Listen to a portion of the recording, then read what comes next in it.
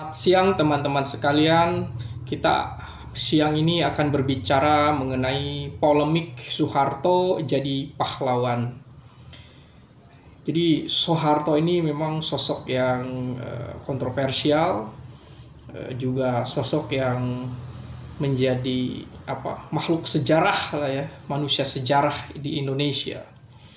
Gus Dur pernah menyebutkan bahwa Soeharto itu orang pintar, jasanya banyak sekali untuk bangsa Indonesia, tapi dosanya juga besar. Wah, ini sesuatu yang menarik pernyataan dari Gus Dur. Jadi Soeharto lebih dari 30 tahun memimpin bangsa Indonesia dengan kekuasaan rezim Orde Barunya yang berbau otoriter, militeristik, dan pemusatan ekonomi pada beberapa kalangan saja gitu kan.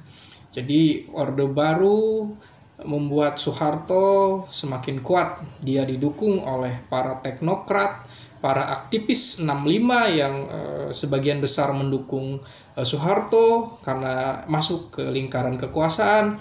Juga Soeharto telah membuat anak cucunya menikmati kekuasaan privilege selama 32 tahun berkuasa. Soeharto atas nama stabilitas keamanan, pertumbuhan ekonomi, mengontrol dengan sangat intinya keras gitu kan. Kita pernah tahu ada peristiwa malari itu kan. Peristiwa malari itu kan protes mahasiswa terhadap upaya kapitalisme gitu kan. Upaya untuk Jepang menguasai pasar mobil di Indonesia. Selain itu peristiwa Petrus, penembakan misterius kepada yang dianggap preman gitu kan untuk menjaga stabilitas keamanan. Hal ini tentu saja adalah melanggar HAM. Tentu saja Soeharto bisa bilang ini adalah ide dari Pak Benny Murdani gitu kan. Tapi tentu saja saat itu Benny Murdani adalah anak buahnya Pak Harto gitu kan. Jadi penguasaan ekonomi dikuasai oleh beberapa kalangan saja, oleh kroni Soeharto.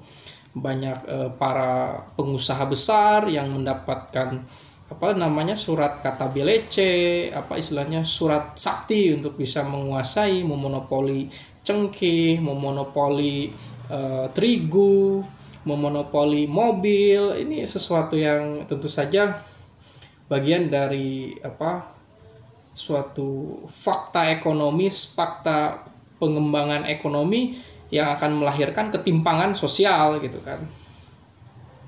Saat Soeharto jatuh di tahun 98, mahasiswa, para kaum elit politik yang berseberangan, yang mengkritisi Soeharto, ya menganggap Soeharto harus turun gitu kan. Harus turun, harus mulai ada pemimpin yang baru gitu kan.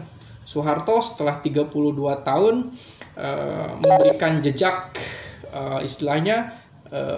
jejak yang kurang baik gitu kan. Misalnya represi terhadap mahasiswa, represi terhadap lawan politik gitu kan. Memenjarakan orang di zaman Soeharto itu mudah sekali. Dibawa ke Kodim, diperiksa dan dianggap bisa subversif gitu kan. Ini jadi sesuatu yang mencekam zaman dulu itu kan.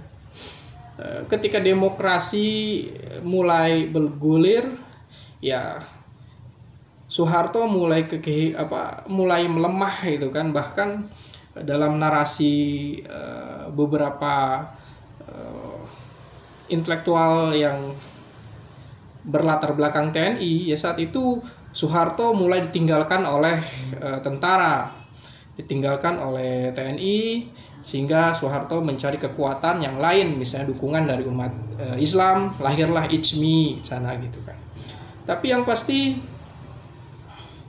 politik kita ini memang politik yang bersifat feodal, masih paternalistik. Jadi ingin relasi perkenalan, relasi kekuasaan itu ya masih dikuatkan gitu kan. Ada prinsip dalam bahasa Jawa, mikul dhuwur mendem jero gitu kan.